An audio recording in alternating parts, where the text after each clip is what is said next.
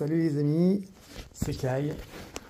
Je me suis dit qu'il était temps, même si ça fait quelques semaines déjà, que la hype est tombée et de plus sous le feu de la passion, d'intervenir enfin sur tout simplement la fin de Shingeki no Kyojin, hein, l'attaque des Titans. Donc cette quatrième partie, ce dernier épisode.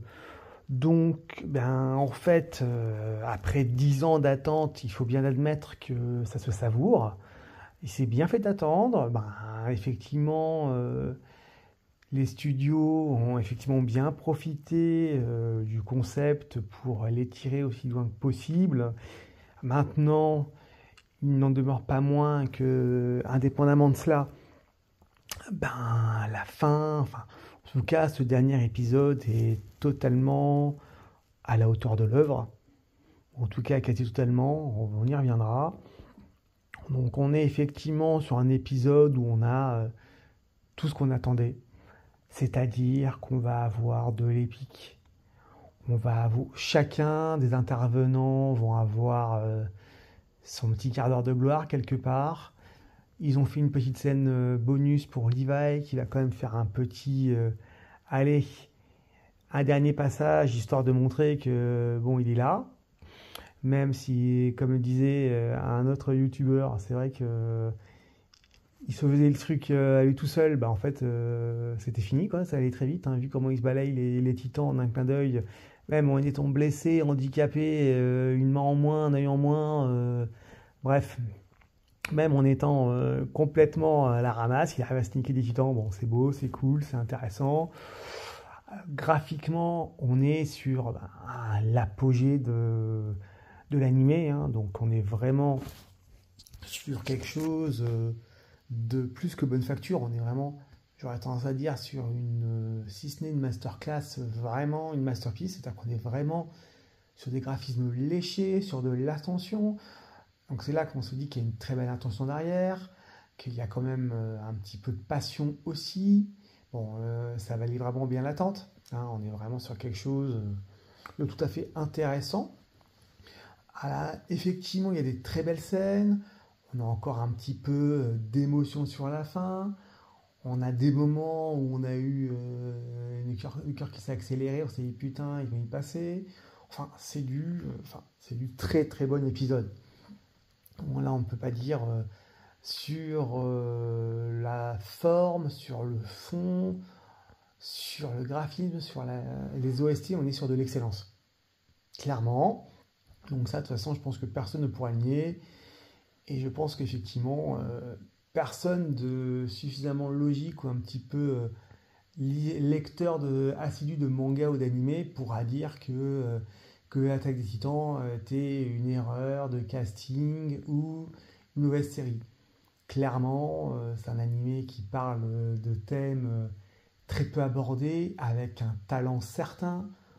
On a de la vengeance, on a de l'humanité, on a de l'incompréhension entre différentes races. On est sur du conflit permanent qu'on essaie, si ce n'est de comprendre, d'éviter et de calmer.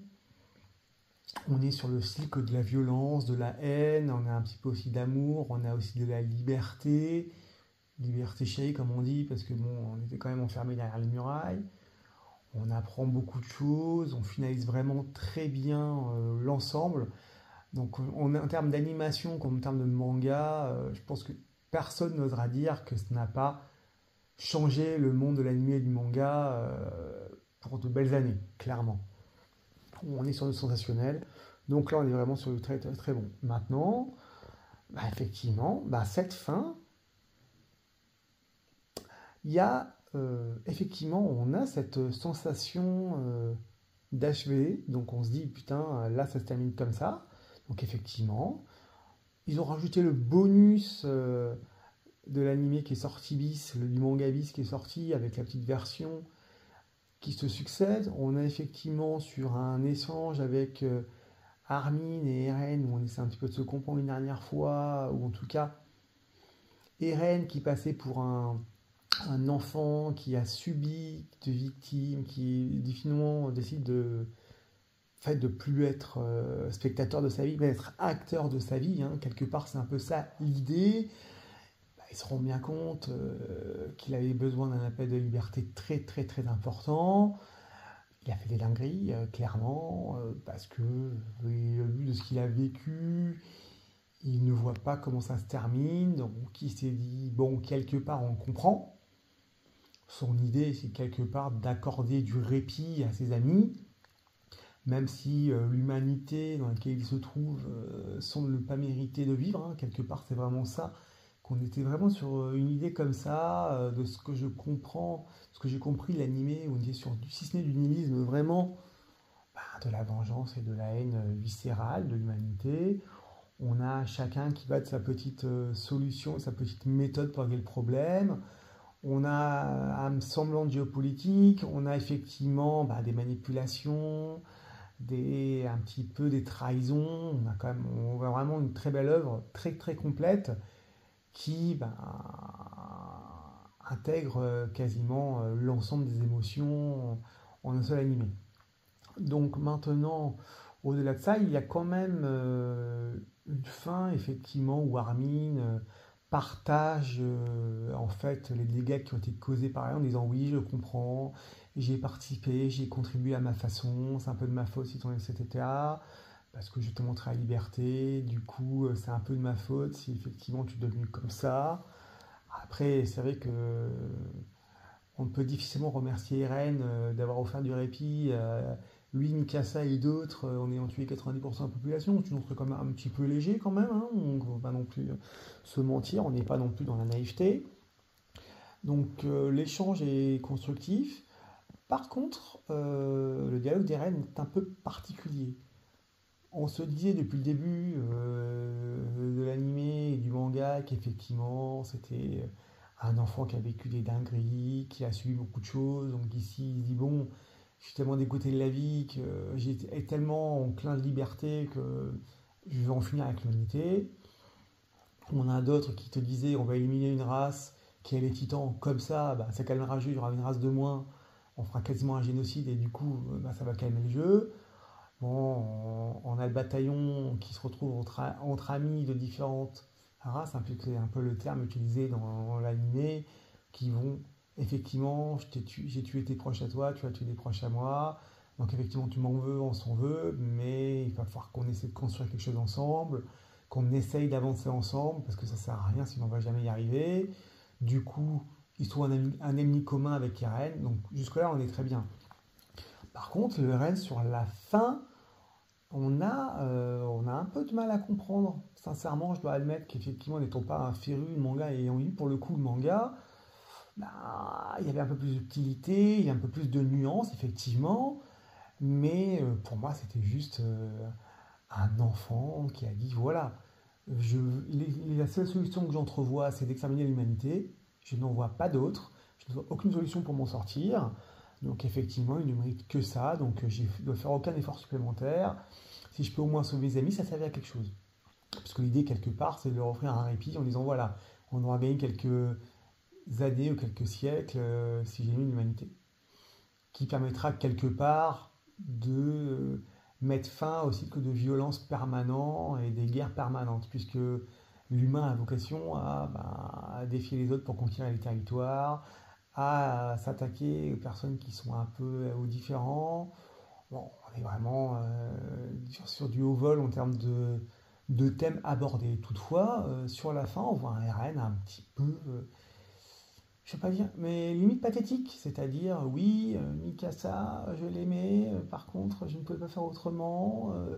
J'aurais aimé être avec elle, je veux pas mourir. Donc, un peu, enfin, alors qu'on le voyait vraiment pour un mec qui s'était réveillé, qui s'est dit bon, ça y est, j'en ai marre, de toute façon, il n'y a rien à faire de plus. L'humanité est irrécupérable. Donc, je vois que ça comme moyen pour passer à autre chose et avancer. Là, on arrive sur quelqu'un qui est sur on a l'impression qu'en l'espace de la fin de cet épisode, on a un petit arc de rédemption, l'espace d'un instant. Alors, c'est pas comme ça que je voyais le personnage, donc c'est vrai que peut-être que je n'ai rien compris à la série, mais enfin, pas comme ça que je l'envisageais. Et au-delà de cela, ben, après cet échange, on voit effectivement Mikasa qui finit par tuer Eren. Elle lui effectivement lui coupe la tête. Bon, elle l'embrasse. Alors il n'y a pas de folie à voir là-dessus. Hein, c'est un petit peu, il y avait des sentiments. Elle s'exprime, il n'y a rien de. C'était un petit peu l'intention. Elle avait un petit peu des sentiments forts. C'est pour marquer un petit peu le côté sentimental. Voilà, j'avais pas le choix, mais je t'ai aimé toujours, donc il n'y a rien de vicieux ou de immoral là-dedans. On voit donc la Mikasa sur son arbre, sur la tombe de Eren. On voit effectivement, parallèlement à ça, on a une belle vue. On voit les villes qui se reconstruisent après la guerre, comme à chaque fois. On a l'impression qu'il y a un moment de calme, d'apaisement. Puis après, on va sur des très très longues années. Et on voit que les tours sont à nouveau attaquées, qu'il y a à nouveau des conflits, que le cycle de la violence éternelle reprend de plus belle quelque part. Donc on se dit, mince, Mikasa et les autres, en fait, ce qu'ils ont fait n'a servi à quoi? A servi à rien. Que Eren ait tué 90% de la population, qu'ils aient tous subi, se faire bouffer par des géants, de voir des amis se faire tuer, tuer parfois des amis. Enfin, on se dit, mince, c'est. Pourquoi faire? Enfin, vraiment, on se dit vraiment cela, on se dit, tout ça, c'était inutile, quoi. Plus c'est beau, plus c'est inutile, plus c'est inutile, plus c'est beau, on est vraiment là-dedans, quoi. Vraiment dans le mode, bon, bah, tout ça pour ça. Ce qui est vraiment dommage, parce que derrière ça, on n'arrive pas vraiment à comprendre le message qu'on cherche à nous transmettre, hein, parce que je reste convaincu que les shonen ou les mangas ou les animés de manière générale ont, si ce n'est une morale, une fin, un thème, un objet, une conclusion. Donc la seule conclusion qu'on entrevoit, même avec l'enfant qui débarque sous l'arbre de Eren, bon, on se dit, bon, est-ce que ça va recommencer de ce côté-là aussi, côté Titan? Donc on reste un petit peu sur un avenir qui promet d'être sombre, là encore, malgré tout ce qu'on a pu voir sur toutes les saisons et les épisodes précédents. Donc, c'est pas que l'épisode en lui-même est mauvais. L'épisode est franchement prenant, il prend aux tripes, on est à fond dedans. Par contre, la conclusion, il manque quelque chose. C'est vraiment. On se dit, mince quoi, qu'est-ce qu'on voulait nous transmettre? C'est un peu ça, donc j'avoue que comme beaucoup de youtubeurs ou de lecteurs, j'aimerais un petit peu comprendre la démarche de ce qui était entendu derrière. Parce que si c'est pour nous dire de toute façon, quoi qu'on fasse, quoi qu'il arrive, l'humanité ne peut pas lutter contre sa nature, le cycle de la violence reprendra, la guerre également, quels que soient les choix, les besoins de chacun, on y arrivera toujours à cette même conclusion. Bah, peut-être que c'est sûrement le message qui voulait être passé, mais c'est vrai que c'est un message qui n'est pas des plus beaux ou des plus divertissants. Maintenant, l'animé depuis le départ n'avait pas du divertissement, c'était vraiment un animé du haut de gamme, très mature, qui avait une grande hauteur de vue sur tout ça. Donc on ne remerciera jamais assez Studio 8 et MAPPA de vous avez mis en fait en animé un manga aussi bon. Ils ont effectivement sublimé le manga, au-delà de toute expression, et ça a été quand même sublimé à bien des égards. Mais on reste un petit peu sur sa fin, sur cette fin. Donc la fin, donc en soi, l'épisode en lui-même, bah, excellent. Maintenant, il aurait peut-être mérité d'avoir une explication un peu plus profonde. Maintenant, c'est sûrement une volonté de l'auteur de laisser un petit peu l'imagination prendre le dessus pour voir mais qu'est-ce qu'il voulait nous transmettre, puisque maintenant, je vois difficilement quel message optimiste on peut vendre là-dessus, mais bon, ça reste une masterclass. Maintenant, je vais quand même intervenir sur le petit côté avec l'oiseau qui pose des charpes sur Mikasa, qui a fait limite plus de débats et de sujets sur différents sites que l'anime en lui-même. Bon, bien évidemment, là encore, je ne pense pas que Eren se serait incarné en oiseau, hein, on n'est pas là. Je pense qu'effectivement, le message sous-jacent à cela, c'était ben, merci Eren de m'avoir donné cette écharpe. Alors, Non pas parce qu'il m'a donné, j'ai eu droit au génocide, à la mort, et j'ai vu ça au sang, j'ai risqué ma vie plus de centaines de milliards de fois, tout ça, mais par contre, j'ai connu une liberté que je n'aurais certainement pas dû connaître sans toi. Si je ne t'avais pas connu, j'aurais pas été plus loin. Si je ne t'avais pas connu, je ne serais pas sorti de ma vie, entre guillemets, c'est un petit peu ça. Je reste enfermé sans savoir.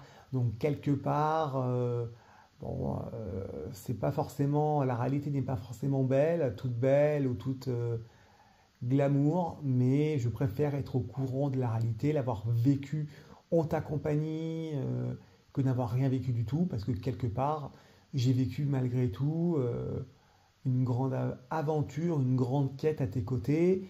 Donc c'est à cela que je te remercie d'avoir été là. Sans ça, rien n'aurait commencé.